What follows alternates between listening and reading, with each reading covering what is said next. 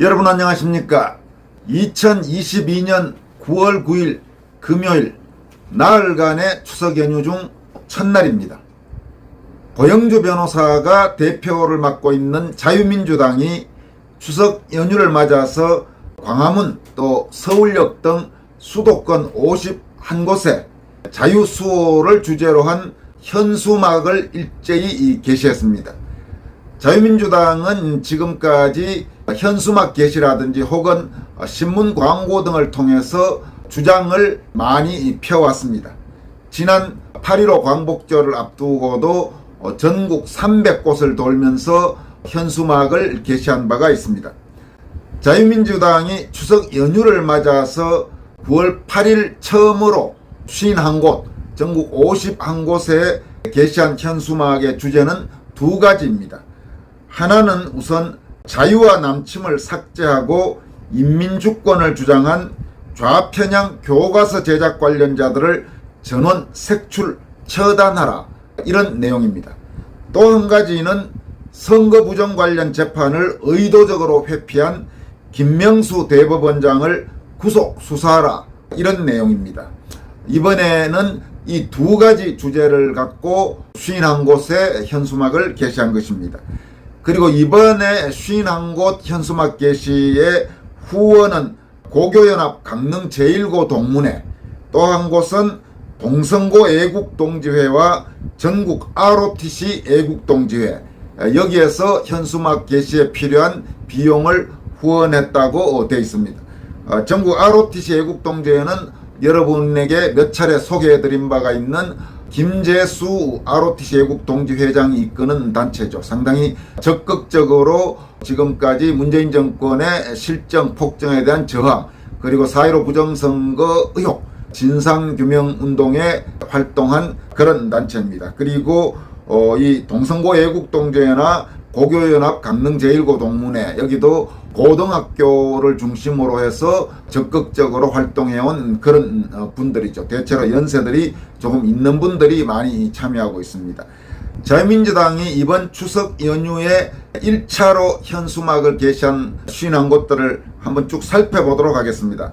광화문 세종로 사거리에 게시했고, 광화문 교보빌딩 앞 기념비전에도 게시를 했네요.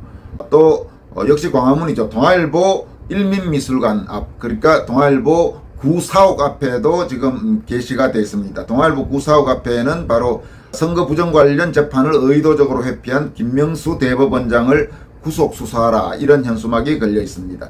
그리고 광화문 세종로 횡단보도 앞이라든지 광화문역 5번 출구 앞, 청계광장 소라탑 근처에도 현수막을 걸었고, 광화문 광장, 서울시청 앞 덕수궁 돌담길, 서울시청 앞 대한문 앞길, 서울시청 앞 서소문 진입로, 그리고 서울시청 앞 서울역 광장, 서울역 길가 안쪽, 서울역 건너편 길 안쪽, 서울역 근처 남대문 경찰서 길가에도 걸었습니다. 그리고 삼각지역, 용산 삼각지 사거리, 용산역 쪽에도 걸려 있고, 그리고 용산역 건너편 길가, 용산역 주변, 용산 대통령실이 있는 용산 부근에 집중적으로 많이 걸었네요. 그리고 강남 고속터미널 근처에도 게시를 했고, 강남 고속터미널에도 무슨 경부선 쪽, 그리고 신세계백화점 앞, 잠원동, 그리고 여의도 국회의사당 근처, 여의도 국회의사당 쪽에도 여러 곳에가 걸려 있습니다.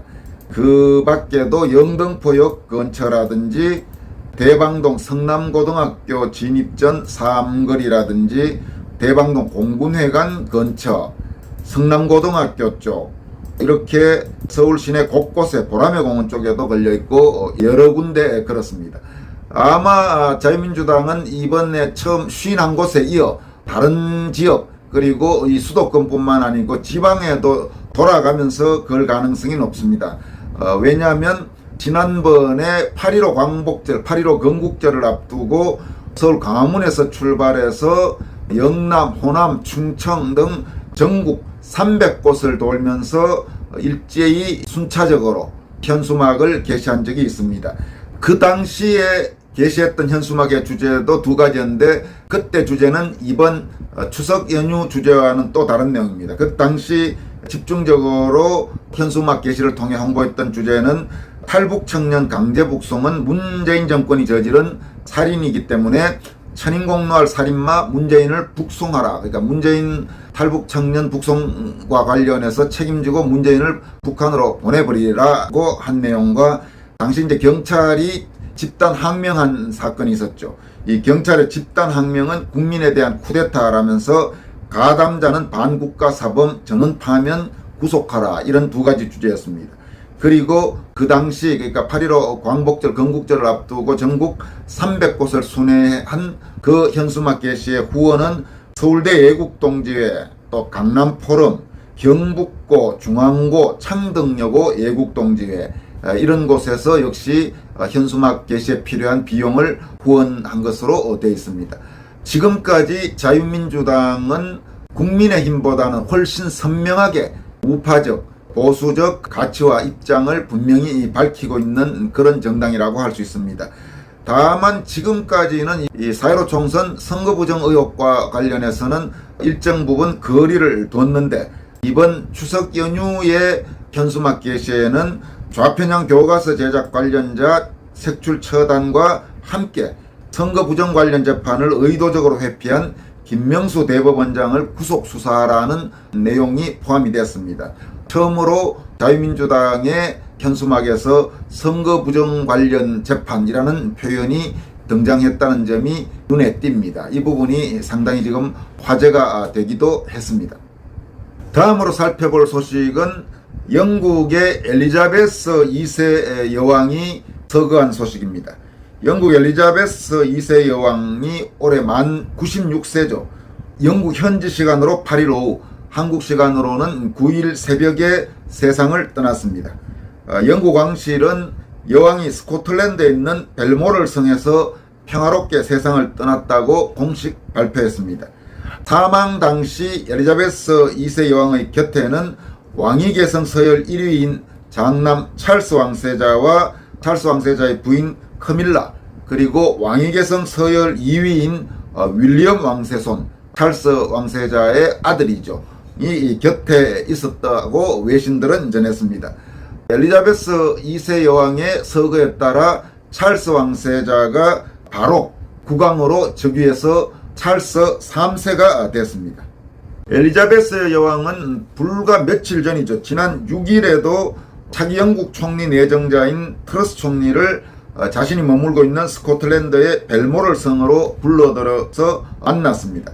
원래 이제 영국은 런던에 있는 정궁 버킹엄 궁에서 국왕이 차기 총리를 임명해온 관례가 있는데, 이번에 엘리자베스 2세 여왕은 그 관례를 깨고 스코틀랜드의 벨모럴 성으로 불러들여서 만났는데, 아마 그 당시에 런던까지 이동하기에는 건강이 많이 악화됐던 것으로 보입니다.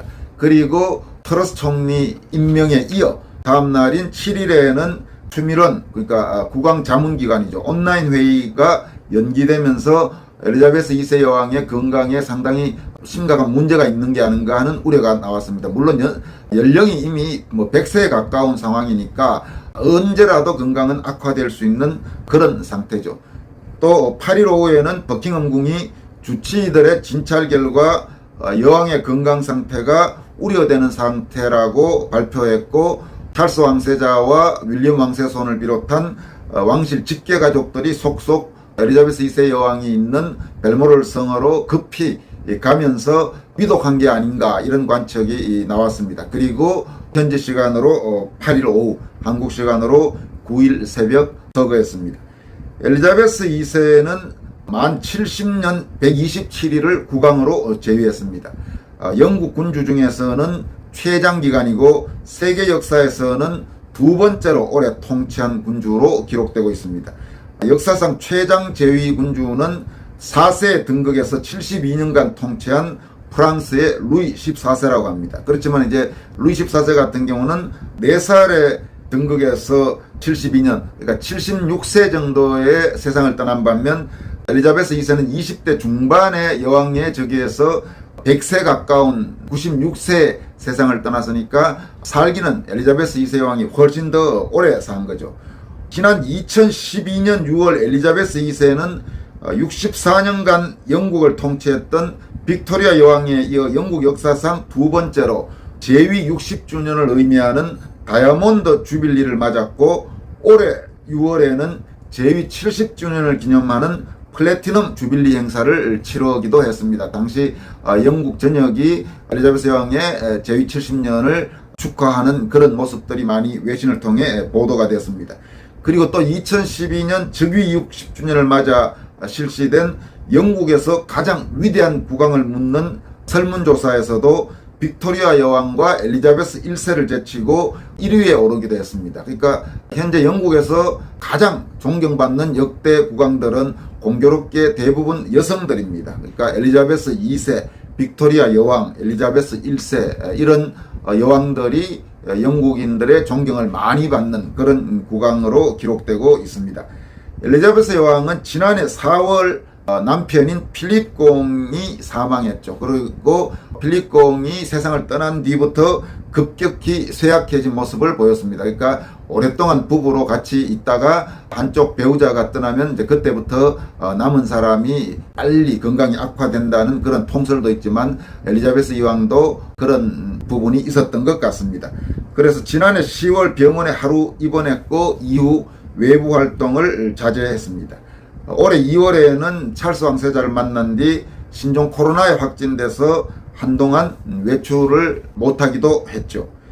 엘리자베스 2세는 1952년 2월 6일, 그러니까 우리나라에서 6.25 전쟁이 진행되고 있을 때입니다. 아버지인 조지 6세가 서거하면서 영연방 군주로 즉위해서 지금까지 여왕으로 재위해 왔습니다. 엘리자베스 2세 여왕은 대중과 언론에 아주 뜨거운 관심을 받았던 그런 국왕이기도 합니다. 개인적으로는 가정에 가령 찰스 왕세자 등 세 자녀가 이혼을 한다든지 며느리였던 다이애나 왕세자 빈의 사망 등 이런저런 여러 가지 캔들도 있고 불운도 있었습니다만은 이 몸에 밴 겸손함, 또 온화한 미소, 돋보이는 유머 감각, 철저한 자기관리로 70년 이상 영국과 영연방 국민의 사랑과 존경을 받은, 아주 전폭적인 존경을 받은 그런 여왕이라고 할 수 있습니다. 그동안 어쩌면 100세를 넘길지도 모르겠다 이런 관측도 있었는데 결국 100세까지는 못 가고 만 96세, 그러면 한국 나이로는 아마 97세 정도 되지 않을까 싶습니다만은 서거했습니다. 마지막으로 전해드릴 소식은 이틀 전 현진건 박사의 강원연구원장 취임과 관련해서 좌익 세력들이 노골적인 정치 공세를 펼치고 있다고 전해드린 바가 있습니다만은 이제 한 고비를 넘은 것 같습니다. 강원도 의회가 현진건 강원연구원장 후보자에 대해서 적격 판정을 담은 경과 보고서를 채택했습니다. 강원도의회 강원연구원장 임명 후보자 인사청문 특위는 9월 8일 3차 회의를 열고 인사청문 경과보고서 채택의 건을 적격 의견을 담아 의결했습니다. 윤길로 청문위원은 경과보고서 요약문 대표 낭독을 통해서 후보자 본인만의 확고한 비전 내지 경영 철학을 보유하고 있는 것으로 보고 있으며 내년 6월 11일 시행되는 강원특별자치도 특별법에 대한 강원도의 미래 가치를 높일 수 있도록 후보자의 전문 지식을 활용할 것으로 기대한다, 이렇게 밝혔습니다. 다만 사회적 논란의 여지가 있는 다수의 행보가 후보자의 철학적 이념의 편향성을 다소 보여주고 있다고 여겨진다며 이로 인해 강원연구원 조직 운영에 있어 구성원이 골고루 조화되는 리더십을 발휘하는 데는 애로사항이 있을 수 있다는 우려가 있다, 이렇게 말했습니다. 윤 의원은 그럼에도 불구하고 앞으로 후보자가 연구원장직을 수행함에 있어 중대한 결격 사유가 존재하지 않기에 후보자의 확고한 철학을 바탕으로 한 강원연구원 운영과 조직관리 능력을 적절히 발휘할 수 있을 것으로 보인다면서 적격 의견을 발표했습니다. 현진건 박사의 강원연구원장 지명건과 관련해서는 그제도 말씀드린 바와 같이 자격이 충분히 넘치죠. 그런데 이제 뚜렷한 시장주의자, 자유주의자, 행동하는 자유주의자인 현진건 박사의 행보에 대해 좌익 세력들이 이제 발목을 잡는 공세를 벌인 겁니다. 여기에 강원도 의회의 국민의힘 의원들도 일부 흔들리는 경향이 좀 있었습니다. 왜냐하면 좌익 매체 이런 데서 일제히 공격을 하니까 이게 무슨 전체 여론이 뭐이다 이렇게 흔들렸습니다만은 그제 몇 개 언론 매체 또 권순월 TV 이런 데서 이 부분에 대해서 명백하게 현진건 박사의 강원연구원장 취임은 문제가 없다는 점을 분명히 하고 또 좌익들의 공세에 흔들리지 말라고 강력히 촉구하면서 분위기가 다시 현진건 박사 지명에 문제가 없는 쪽으로 그렇게 좀 돌아간 듯한 그런 기류가 나타나고 있습니다.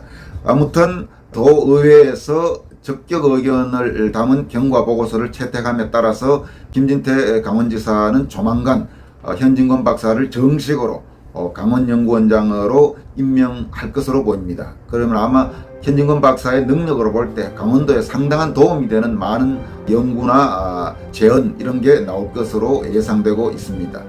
오늘 여기까지 하겠습니다. 여러분 고맙습니다.